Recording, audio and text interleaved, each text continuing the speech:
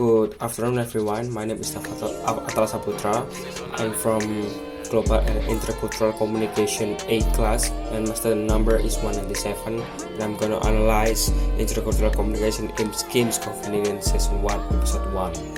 So my objectives is this assignment challenged me to critically examine intercultural communication dynamics within popular media, applying theoretical frameworks to real-world examples. By analyzing a chosen media examples, I will demonstrate your understanding of cultural identity, power dynamics, and cultural context in shaping intercultural interactions. So my subject is Kim's Convenience is a Canadian sitcom that aired from 2016 and 2021. The show centers on the Kim family, Korean-Canadian immigrants who run a convenience store in Toronto.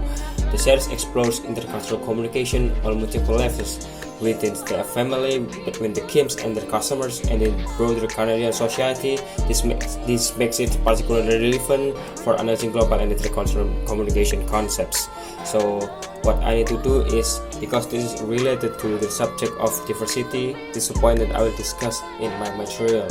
So the first one is analyze the communications, like how the concepts and verbal and non-verbal, identify issue where it's like misunderstanding, and the last one is propose solutions.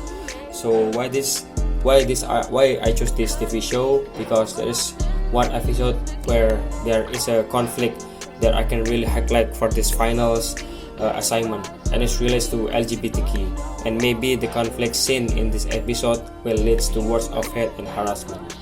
So the characters and shows, it's that we can see that the main characters are Mr. Kim, or we can call Appa, the traditional Korean fathers. So the second one is Mr. Kim or Yuma, the mother balancing traditional values with the Canadians' life. So the third one is Janet Kim, their Canadian birth daughter and a photography student, and the last one is Jung Kim, their a trainee son who work at a car rental company. So this is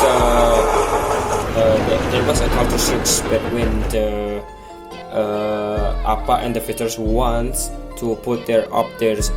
So but Appa refused the way they were LGBT. So attempting to apply his traditional Korean understanding to a modern Canadian context. So let's start identity from framework. So so we can see that the show presents complex identity layers. Like Appa maintains his Korean identity while operating in Canadian society. Like Janus navigates between the Korean and Canadian identities. The story itself represents a Korean-Canadian hybrid space. The identities create tension where they conflict, such as when Appa's traditional Korean business approach clashes with Canadian social expectation. So hostess values dimension, like we can see there are 5 points that we can see. I'm explaining the hostess cultural dimension are clearly demonstrated in these TV shows, because our recent shows in upper traditional Korean authority versus Canadian egalitarian expectations. So the individualism collectivism dimension appears in conflicts between Chinese individual aspiration and family obligations. So these differences create both comedy and conflict in the store's daily operation. So we can see on the second hostess value dimension is just force. So the episode shows highly uncertainty avoidance in Appa's need to categorize customers into clear groups, contrasting with Canadian comfort with ambiguity.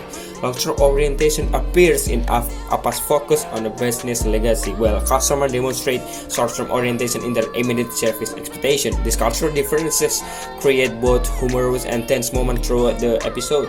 So let's go for the circles of English. So the shows definitely demonstrate 3 distinct circle of English usage. Like Janus represent the inner circle with native Canadian English, Appa represent the outer circle with his Korean influenced English, and we can see that Spanish circle is customer interesting, because we can see that interaction code switching occurs frequently, especially when family members switch between Korean and English. So verbal communication styles, verbal communication differences are prominent because Appa used direct Korean questioning typical of Korean culture, while Canadian customer expect indirect politeness. So Korean honorifics mixed with English conversation, creating unique hybrid communications. So with a non-verbal one, because we can see traditional Korean, but we contrast with casual Canadian greetings, like personal space expectation differs as do eye contact norms.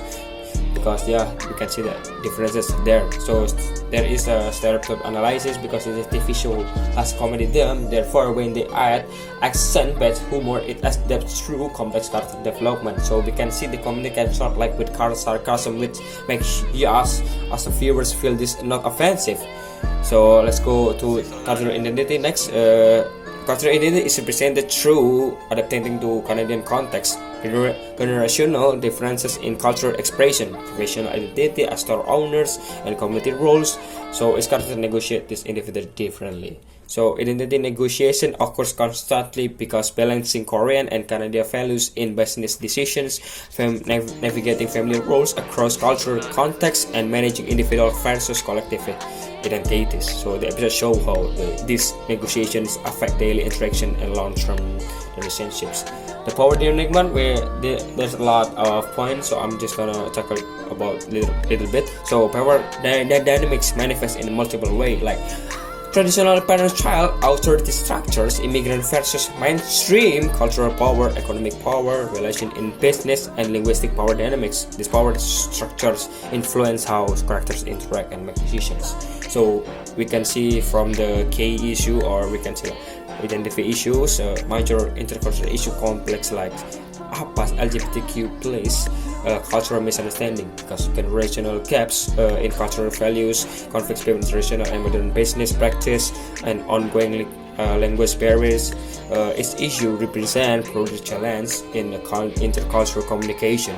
So let's go for the solutions. We can see that solutions include developing cultural competency through training, like improving communication strategies, adjusting family dynamics to accommodate cultures, and adapting business practice. The solution draw on intercultural communication theories and practical application. So I think that's all from what I said. So my conclusion is Games Confidence demonstrate how intercultural communication affects daily life in multicultural societies, because I think the episode shows both challenges and opportunities in cultural understanding, highlighting the importance of adaptability, respect, and ongoing learning in successful intercommunication. So thank you so much.